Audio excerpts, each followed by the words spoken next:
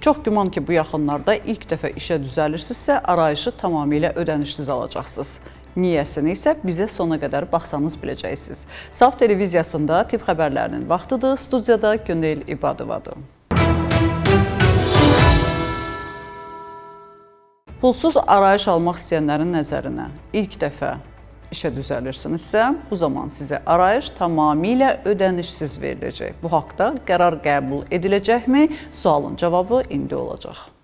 İlk işə başlayanlar üçün tibbi arayış pulsuz olacaq. Azərbaycanda hökumət tərəfindən ilk dəfə işə başlayan şəxslərə tibbi arayışın pulsuz verilməsi təklif edilib. Hazırda işə qəbul üçün tələb olunan tibbi arayış ödənişlidir. Çünki o, profilaktik müayinəyə daxildir və məcburi tibbi sığortaya daxil deyil. Arayışın alınması üçün terapevt, cərrah, nevropatoloq, oftalmoloq, stomatoloq və digər müayinələr, həmçinin fluorografiya və qan analizi tələb olunur. Hökumətin 2025-ci il üzrə fəaliyyət hesabatında qeyd olunur ki, arayış tarifləri tibbi xidmətlərin maya dəyəri, əhali ehtiyacları və beynəlxalq təcrübə nəzərə alınaraq müəyyən edilir. Sosial müdafiəni gücləndirmək məqsədi ilə təklif olunur ki, ilk dəfə işə başlayan şəxslər bu arayışı pulsuz ala bilsin. Bu addım gənc işçilərin maliyyə yükünü azaltmaq və onların əmək bazarına inteqrasiyasını asanlaşdırmaq üçün nəzərdə tutulur. Təklif hələ müzakirə mərhələsindədir və qəbul edildiyi halda ölkədə sosial təminat sahəsində önəmli yenilik hesab olunacaq.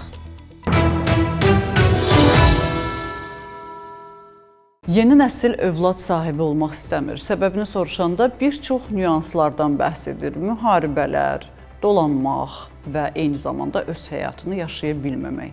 Bunun nəticəsində isə dünyanın bir çox ölkələrində yeni doğulan uşaqların sayı azalır deyə həmin xalqın da sayı azalmaqdadır. Bu dəfə həyəcan təbili Avropadan gəlir.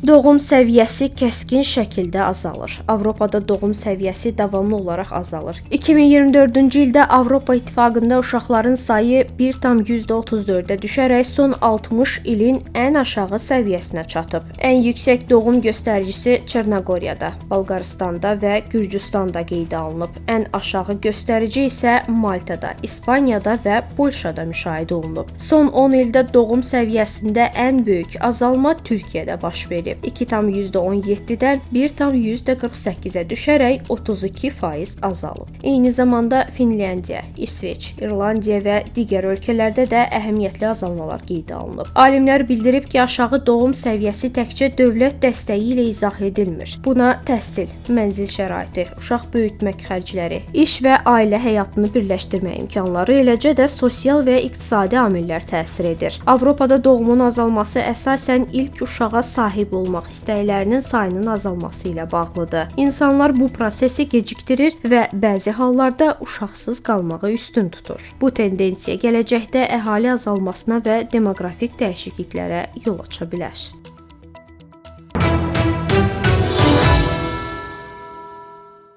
Milçəyin beynini tamamilə süni intellekt vasitəsilə yeni robot milçəyə yükləyiblər və nəticələr inanılmazdır. Hazırda bütün dünya bundan bəhs eləyir.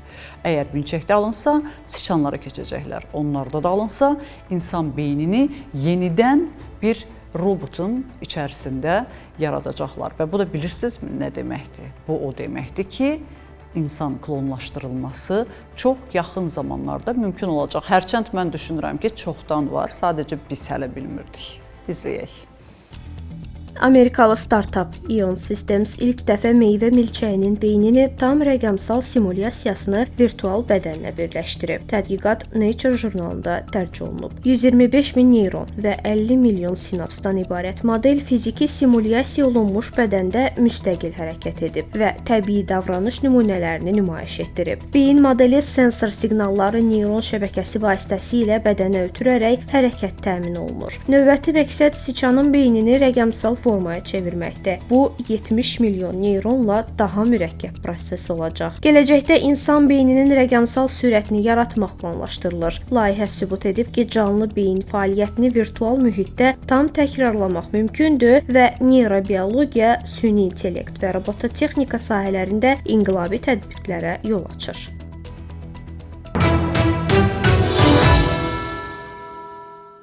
Dəmirdən, yumşaq plastik materiallardan robot hazırladılar. Biz inandırdılar ki, hətta istənilən əzasını tərpədə biləcək robotu yaratmağa qadirdirlər. Alimlər indi də biraz da irəli gedib bilirsiniz nə ediblər? Maye robotlar hazırlayıblar. Bəli, onlar su kimi axır, istəyəndə də formalarını alırlar. Yəni Çində əgər robot ordu hazırlayırsa və bu maye robotların istənilən yerdən axıb keçəcəyini düşünürüksə, yəni hara gedirik bilmirəm, amma xəbər budur. Alimlər Terminator filminin maye robotunu hazırlayıb. Seul Milli Universiteti və Qaçon Universitetinin tədqiqatçıları maqnitlə idarə olunan maye robotu hazırlayıb. Robot maye əsaslıdır və hidrofobik hissəciklərlə örtülüb. Həm bərk, həm də maye vəziyyətində olaraq dar keçidlərdən keçə, hissələrə ayrılıb yenidən birləşə, əşyaları götürüb daşıya bilər. Onlar həm quru, həm də su üzərində hərəkət edir. Araşdırma Science Advances jurnalında dərc olunub. Sistem maye metaldan ibarətdir və içindəki hissəciklər maqnit təsiri ilə birləşərək müvəqqəti bərk struktur yaradır. Maqnit sahəsi itdikdə material yenidən yumşalır. Alimlər bildirib ki, ideyanın əsas ilham mənbəyi James Cameronun Terminator 2 filmindəki maye metal robotudur. Araşdırma gələcəkdə tibbi prosedurlar, axtarış xilas etmə əməliyyatları və ətraf mühitin tətbiqi kimi sahələrdə geniş istifadə imkanları açır.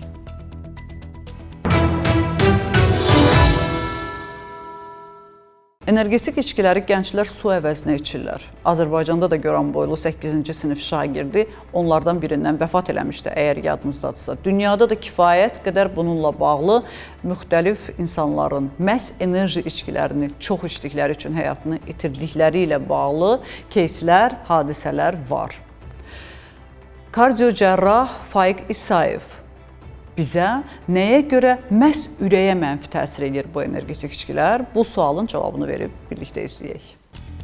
Enerji içkilərini su yerinə içirlər. Gənclərin əksəriyyəti, xüsusilə də 18 yaşına çatmayan yeniyetmələr mütəmadi olaraq enerji içkilərindən geniş istifadə edir. Onlar bu içkilərdən tez-tez istifadə etmələrini yorğunluğu götürməsi və insanı daha gümrah etməsi ilə əsaslandırır. Tibb üzrə fəlsəfə doktoru, cərrah kardioloq Faiq İsayev STV xəbərə bildirib ki, enerji içkilərində olan maddələr məhsulun reklam mətnlərində təlqin etdiyi şüarlarla uzlaşmır. Ani olaraq yüklü miqdarda enerji alırsınız.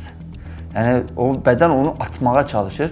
Təbii ki, onun gələn kimyəvi maddələr və içində olan enerji yükü ürəyin yığılmasını sürətləndirir. Taxikardiyalara səbəbiyyət verə bilər, ciddi ürək aritmiyalarına səbəbiyyət verə bilər və əgər bilinmədən, yəni xəstəmizin hər kəs bilmir ki, 30 yaşında mən xəstə ola bilərəm. Ürək damarlarında bir problem varsa, bu taxikardiyalar, yüngülvari taxikardiyada belə infarkt keçirə bilərsən. Yoxsa da bu çoxlu miqdarda tükətilən enerji içecəkləri gənclərimiz təəssüf olsun ki, su yerinə içir. Bir səfərdə oturur 2 qutu, 3 qutu birdən içir. Bunların miqdarı çoxalınca ciddi öldürücü və ya həyati təhlükəyə səbəb verə biləcək aritmiyalara gətirib çıxarır. Bunlar elə özü insanın damarlarında problem olmasa belə ölümünə səbəbiyyət verə bilir gənc yaşda olan insanlarımıza. Verməsə də zamanla xroniki miqdarda tükətimin artması bu səfər damar sərtliyinə, xolesterolun miqdarının artmasına, göbək ətrafında yağlanmanın artmasına, bunlar bu şəkildə ikincili olaraq ürək damar problemlərinə gətirib çıxarır. Qeyd edək ki, insan orqanizminə ciddi zərərləri olduğuna görə Fransa, Danimarka, Norveç və Uruqvayda enerji içkilərinin satışı tam qadağan edilib. Almaniyada isə 2009-cu ildə enerji içkilərində kokain aşkarlandığına görə birmənalı qadağa tətbiq edilib. Küveytdə isə 16 və 21 yaşlı 2 şəxsin məhz enerji içkisindən ölməsi təsdiqləndiyi üçün qadağan edilib. Bir çox ölkələrdə isə bu içkilərin satışına yaş məhdudiyyəti var. Belə ki, Böyük Britaniyada, Litva və Latviyada içkilərin 16 yaşından aşağı şəxslərə satılması qadağandır. Azərbaycanda 1 yanvar 2020-ci il tarixindən etibarən 18 yaşına çatmamış şəxslərə enerji içkilərinin satışı qadağan edilib. Azərbaycan Respublikasının Qida Təhlükəsizliyi Agentliyi tərəfindən tətbiq edilən qaydalara görə içkilərin etiketində 18 yaşdan aşağı şəxslərə satışı qadağandır yazısı mütləqdir. Bu qadağanın əsas məqsədi yeniyetmələrin sağlamlığını qorumaqdır.